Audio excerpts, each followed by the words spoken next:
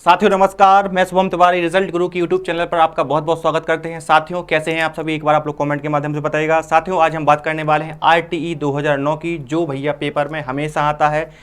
1 से 2 नंबर में हमेशा इसके प्रश्न आते हैं। तो चलते हैं पहले प्रश्न पर। देख रहे हैं आप, इस शिक्षा का अधिकार अधिनियम 6 से 14 वर्ष के लिए बच्चों के लिए निःशुल्क था। तो देखो सबसे पहले हम पहले प्रश्न पर आते हैं। पहला प्रश्न है कि निःशुल्क एवं अनिवार्य शिक्षा का बालक अधिकार 2009 के अंतर्गत किसी भी अध्यापक को निम्न में से किस कार्य के लिए नहीं लगाया जाएगा? क्या चुनाव संबंधी कार्य के लिए, या आपदा राहत कार्य के लिए, या 10 वर्ष पश्चात होने वाली जनगणना में? तो भैया आपको पता है चुनाव में आपके अध्यापक कार्य करते हैं, आपदा प्रबंधन में भी आपके अध्यापक कार्य करते हैं, और जो 10 वर्ष पश्चात होने वाली जनगणना है, जनगणना में भी आपके अध्यापक कार्य करते हैं। अर्थात पल्स पोलियो में आपके अध्यापक कार्य नहीं करते हैं, स्वास्थ्य विभाग द्वारा ये किया जाता है। इसलिए आंसर आपका 4th सही हो जाएगा। क्या हो जाएगा? आंसर आपका 4th सही देखो ये सी तो सही नहीं होगा, आपका आंसर 4th सही हो जाएगा। ठीक है, चलिए अब चलते हैं अगले प्रश्न पर। अगला प्रश्न है आपके सामने कि आरटीई एक्ट 2009 भारत में कब लागू हुआ? कि 1 अप्रैल 2009 में, या 1 अप्रैल 2010 को लागू हुआ, या 1 अप्रैल 2011, या 1 अप्रैल 2012? तो सभी को पता है भैया आरटीई एक्ट आपका 1 अप्रैल 2010 को लागू हुआ था। ठीक है, अब चलते हैं हम अगले प्रश्न पर। अगला प्रश्न आपके सामने है कि आरटीई 2009 में कितने अध्याय व धाराएं हैं?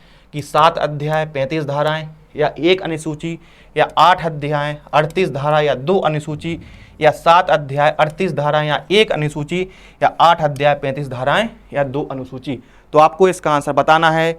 इसका आंसर क्या है? तो इसका आंसर है 7 अध्याय हैं, 38 धाराएं हैं, और 1 अनुसूची है। अर्थात 7 + 38 + 1 का रेशियो है। ठीक है, आंसर आपका सी सही हो जाएगा। अब बात करते हैं अगले प्रश्न पर। अगला प्रश्न है कि भारत में निःशुल्क एवं अनिवार्य शिक्षा की मांग सर्वप्रथम किसने करी थी? कि महात्मा गांधी ने, कि बाल गंगाधर तिलक ने, कि दादा भाई नौरोजी ने, या गोपाल कृष्ण गोखले ने? तो भैया किसने करी थी? तो आपके गोपाल कृष्ण गोखले ने आरटीई 2009 की आपकी मांग करी गई थी। ठीक है, फिर बात आती है अगले प्रश्न की कि आरटीई 2009 में कौन सा प्रावधान नहीं है? कि 6 से 14 वर्ष तक की शिक्षा होनी चाहिए, या अध्यापक विद्यार्थी का अनुपात 1 से 25 होना चाहिए, या निजी विद्यालय में कमजोर वर्ग के बालक को की सीटों में 25% का आरक्षण होना चाहिए, या विद्यालय पूर्ण शिक्षा पर बल होना चाहिए? तो सभी को पता है कि अध्यापक शिक्षार्थी का अनुपात 1 से 25 आपका गलत है, अर्थात आपका 1 से 30 सही हो जाएगा। ये आंसर आपका सही हो जाएगा। ठीक है, अब बात आती है अगले प्रश्न की कि अगला प्रश्न आपके सामने है कि निःशुल्क शिक्षा और अनिवार्य शिक्षा अधिकार अधिनियम 2019 कब अधिनियमित किया गया? कि लोकसभा द्वारा, कि राज्यसभा द्वारा, कि भारत की संसद द्वारा, या उपयुक्त में से कोई नहीं? तो भैया आपका जो भी आपका बिल होता है वो पास कहाँ होता है? वो होता है आपकी भारत की संसद के द्वारा पास होता है। ठीक है, अब बात आती है अगले प्रश्न की। तो अगला प्रश्न आपके सामने है कि आरटीई 2009 के संबंध में सही कथन का चयन करो। कि राष्ट्रीय बाल संरक्षण आयोग का वर्णन है, कि समावेशी शिक्षा पर इसमें बल दिया गया है, कि अध्यापक के कार्य एवं कर्तव्य का वर्णन है? तो देखो राष्ट्रीय बाल संरक्षण आयोग का भी वर्णन है, समावेशी शिक्षा पर भी जोर दिया है, और अध्यापक के कार्य और कर्तव्य का भी वर्णन है। अर्थात आपका उपयुक्त सभी सही हो जाएगा। ठीक है, चलो अब बात आती है अगले प्रश्न की कि आरटीई 2009 को किस राष्ट्रपति के द्वारा स्वीकृत किया गया था? भैया उस टाइम पे आपके कौन से राष्ट्रपति थे? ये पेपर में प्रश्न आता है, दिमाग घूम जाता है इस प्रश्न में। कि मनमोहन सिंह, प्रणब मुखर्जी, या रामनाथ कोविंद, या प्रतिभा पाटिल? तो भैया 2010 के टाइम आपकी प्रतिभा पाटिल थी। ठीक है, चलो अब बात आती है अगले प्रश्न की। अगला प्रश्न है कि आरटीई 2009 को आधार प्रदान करने का कार्य किस संविधान संशोधन के द्वारा किया गया?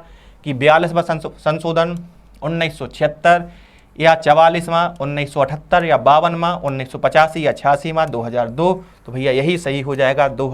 यूपीटीईटी में ये प्रश्न आपका आया हुआ था, हिंदी में आया था, और आपका सीटेट में भी कई बार आया है।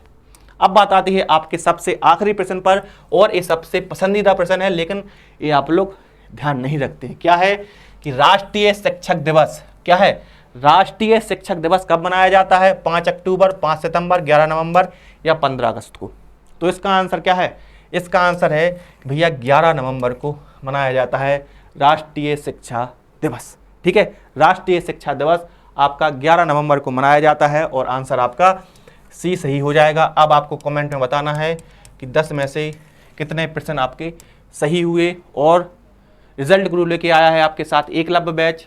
सीटेट पेपर 1 है 399 में, पेपर 2 है 599 और कॉम्बो बैच है आपका पेपर 1 और पेपर 2 699 में।